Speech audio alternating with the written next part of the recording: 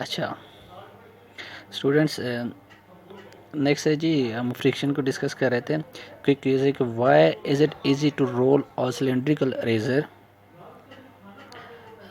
On a paper sheet then to slide it. Okay, तो question ज़रा गौर करें, आप देखें कि why is it easy to roll a cylindrical eraser on a paper sheet than to slide it. अच्छा, तो रोल करने से वो कह रहा है स्लाइड करने जो है, स्लाइड हम क्यों कहते हैं, ठीक है, स्लाइड करना इजी क्यों है, तो यू नो कि रोलिंग फ्रिक्शन जो है वो स्मॉलर होती है स्लाइडिंग फ्रिक्शन से, ठीक है। तो दिस इज़ रीज़न, ठीक है, why it is easy to roll a cylindrical eraser on a paper sheet then slide it. So rolling friction जो है वो स्मॉलर होती है स्लाइडिंग फ्रिक्शन से। Okay, next is do we roll और slide the eraser to remove the pencil work from our notebook. ठीक है, अब जब हम वो पेंसिल वर्क को रेज करते हैं तो क्या हमें स्लाइड करना चाहिए या जो है वो रोल करना चाहिए। तो स्लाइडिंग फ्रिक्शन जो नो ग्रेटर होती है रोलिंग फ्रिक्शन से, so it makes easier to remove the pencil work on a notebook. ठीक है, तो ये चीज़ भी आपको पता होना चाहिए, राइट। कि स्लाइडिंग फ्रिक्शन की होती है, ग्रेटर होती है रोलिंग फ्रिक्शन से, so it make easier to remove the pencil work on a notebook. इसलिए आप उसको क्या कर लें हैं, जो है वो स्लाइड किया करें। ठीक है, अच्छा नेक्स्ट इसी के रिलेटेड क्वेश्चंस हैं, वो मैं आपके सामने रखता हूँ अभी। दिस ओके, कि why do cars skid on road when brakes are applied hardly।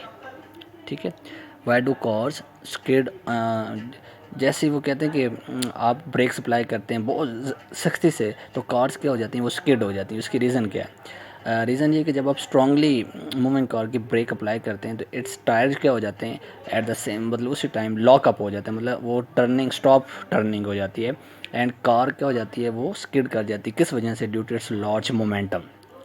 ठीक है, even though it will lose its directional control that can cause accident, ये भी हो सकता है। ओके, तो ये इसके प्रॉब्लम है, रीज़न है। आप इसका आंसर पेज 75 पे देखें तो वो आपको मिल भी जाएगा। अच्छा, मिनी एक्सरसाइज भी मैं आपको साथ ही दिखाता हूँ अभी। मिनी एक्सरसाइज देखें आप, this one, in which case do you need smaller force and why. ठीक है, आपको रोलिंग में या स्लाइडिंग में तो डेफिनेटली रोलिंग फ्रिक्शन कम होती है, तो इसलिए आप इस केस में फोर्स कम चाहिए। In which case it is easy for the tyre to roll over. Which case में, रफ़ में या स्मूथ में तो डेफिनेटली आपको रफ़। ठीक है, in which case it is easy for the tyre to roll over, तो टायर के लिए क्या है, इसी रफ़ रोड हो। स्मूथ में टायर नहीं कर सकता रोल ओवर, उसमें चांस ज़्यादा होते हैं, वो ग्रिप नहीं पकड़ सकता रोड की, तो इस वजह से जो रफ़ रोड है वो इजी होता है। ठीक है, अच्छा इसी तरह अब नेक्स्ट क्वेश्चन की तरफ आ जाएं। Suppose you are driving a car on road and suddenly friction disappears, what will happen। ठीक है, क्या होगा, आप जो है वो रोड पर ड्राइविंग कर रहे हैं, कार चला रहे हैं और अचानक जो है फ्रिक्शन वहाँ से डिसपियर्स हो जाती है, what will happen, the car will continue to accelerate indefinitely.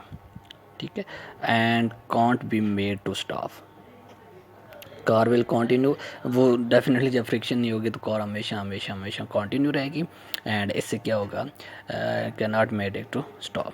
ठीक है, write down the advantage and disadvantage of friction. Friction उसका, अब इसका एडवांटेज क्या है, डिसएडवांटेज क्या हैं, कुछ हम डिस्कस कर लेते हैं यहाँ पे। एडवांटेज, एडवांटेज तो इसका ये है कि आप it is because of friction के दैट वी कैन वॉक। ठीक है, vehicle can move on ground, ये इसका एडवांटेज है। वी कैन राइड, ये इसका एडवांटेज है। बर्ड्स कैन फ्लाई, ये इसका एडवांटेज है। We can climb up a hill. Okay, तो ये सारे अगर फ्रिक्शन नहीं होगी तो वो हम ये वाले प्रोसेस नहीं परफॉर्म कर सकते हैं, ये वाले टास्क नहीं हो सकते। ठीक है, तो ये इसके एडवांटेज हैं। लेकिन डिसएडवांटेज क्या है, अब इसके डिसएडवांटेज क्या हैं कि एनर्जी वेस्टेड हो जाती है, किसकी वजह से, due to production of heat and sound. Energy waste होगी जो उससे प्रोड्यूस साउंड और हीट से, वो किस वजह से प्रोड्यूस होती है, वो फ्रिक्शन की वजह से। फ्रिक्शन क्या करती है, वेयर एंड टेयर कर देती है moving parts of the machines. फिर ये क्या कर, ये टायर्स को जो है वेयर एंड टेयर कर देती है, it causes wear and tear of tyres. ये लिमिट्स कर देती है speed of the high speed vehicles, it limits the speed of the high speed vehicles की स्पीड को लिमिट कर देती है। ओके, तो ये थे जी इसके कुछ एडवांटेज एंड डिसएडवांटेज मैंने आपको भी बता दिए, ठीक है। नेक्स्ट है जी, friction is necessary evil, why explain. तो डेफिनेटली आप यू नो कि due to friction energy is lost in the form of heat, but it has many advantage like we can walk, vehicles can move, we can grip things, etc. That's why it is called necessary evil, जिसके मैंने answer भी लिखा, ठीक है। That's why इसको कहा, ये question भी पूछा जाता है कि फ्रिक्शन इज़ नेसेसरी इवल, लेकिन फिर भी डेफिनेटली ज़रूर है आपको कि फ्रिक्शन एनर्जी तो लॉस हो जाती है, लेकिन फिर आपने चलना है, मूव, गाड़ी ने मूव करना है, हमने रोड थिंग्स को ग्रिप करना है, तो दैट्स वाई ये प्रॉब्लम है।